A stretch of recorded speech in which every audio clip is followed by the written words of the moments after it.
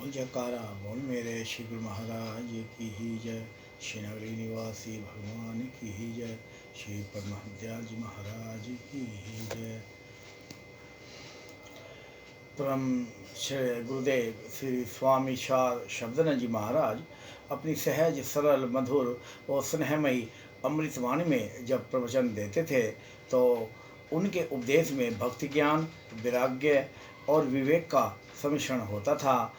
आपके उपदेश में श्री रामचरितमानस, गुरु ग्रंथ साहिब और अन्य धर्म ग्रंथों का सार निहित होता था। श्रोतागण बहुत मनोयोग के साथ आपका अमृत उपदेश श्रवण करते थे। कई बार गुरुदेव श्रोताओं की रुचि अनुसार अनेक प्राचीन कथाएं भी सुनाया करते थे, जिसमें सुरुचिपूर्ण ढंग से किसी न किसी आध्यात्मिक विषय का प्रतिपादन होता था। परम श्री गुरुदेव अपने गुरुवाणी प्रवचन के अंतर्गत लाहौर के एक भक्त झल्लू की कथा सुनाया करते थे। जब पूर्ण सतगुरुदेव सिर पर होते हैं तो फिर जीवन में कोई कमी नहीं रहती। जब पूरा मालिक सिर पर होता है तो बड़ा मान होता है और सेवक भी पूर्ण श्रद्धा संपन्न होना चाहिए। राखो अपनी शरण प्रभु मोहे कृपा धारे, सेवा कछु न जानी नीच मूर्ख हारे। मान करूँ तुस उपरे मेरे प्रीतम प्यारे, हम अपराधी सत भूलते तुम बख्शन हारे। झल्लू भक्त लाहौर में रहते थे, प्रभु भजन करते थे और गुरु चरणों में उनका अगाध प्यार था। सब उसे पागल समझते थे।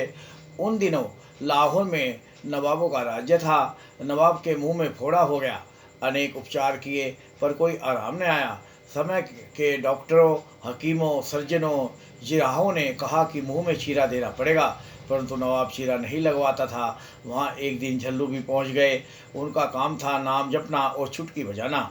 जब उन्हें पता चला कि नवाब के मुंह में फोड़ा है तो कहा कि यह तो चुटकी का खेल है, अभी ठीक हो जाएगा। बस उसने नवाब के समीप जाकर चुटकी बजाई तो उसके हाथ पाँव भाव को देखकर नवाब हंस पड़ा और हंसते ही फोड़ा फूट गया, जिससे सारा मवाद निकल जाने से उसे आराम गया। नवाब झल्लू का बहुत धन्यवादी हुआ कि बड़े बड़े डॉक्टर और हकीम जो काम न कर सके, झल्लू ने कर दिखाया।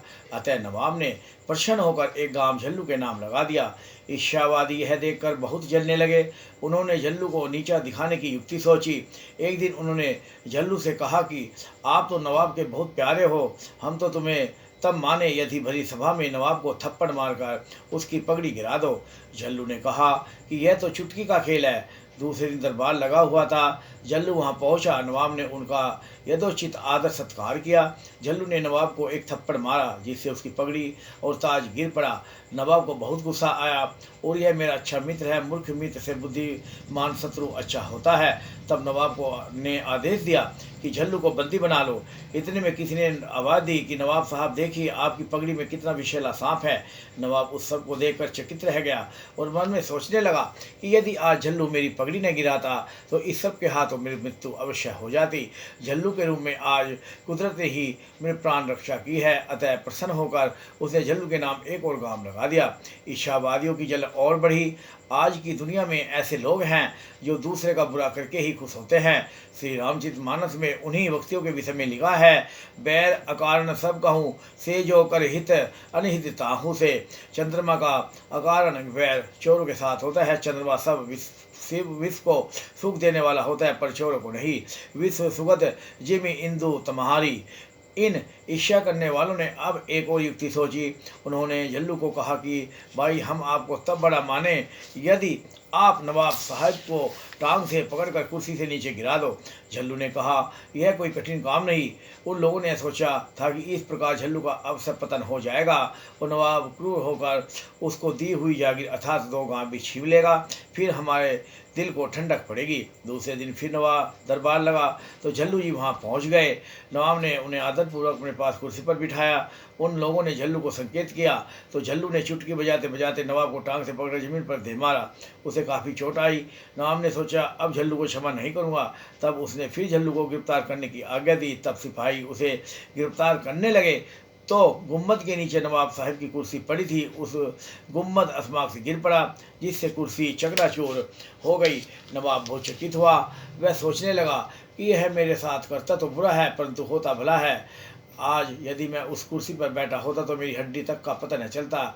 यह देवी चमत्कार देखकर उन ईर्ष्यावादियों के मन भी साफ हो गए और मुख से यह शब्द निकले, झल्लू करे अवालिया रब सिद्धियाँ पावे। झल्लू जी की यह कथा इस प्रकार की ओर इंगित करती है कि जिस मालिक का पूरा भरोसा हो उसका बाल बांका नहीं हो सकता। हमारे जीवन का सारांश भी यही है कि हम बड़भागी हैं कि हमारे सिर पर पूरे मालिक का हाथ हुआ है। और इसलिए गुरुमुख हो, पूर्ण विश्वास करो, पूर्ण श्रद्धा करो। सिर्फ कर्म हमारे हाथ में है, करना नहीं करना गुरुदेव के महाराज के हाथ में। जिसने गुरु का हाथ थाम लिया, जो गुरु के रास्ते पर चल गए, उसको कभी किसी बात की कमी नहीं होती। उसकी जीवा पे सरस्वती गुरु महाराज खुद विराजमान हो जाते हैं। उसके साथ वाणी को विश्राम देते हैं। बोल सच्चिदानंद भगवान की जय।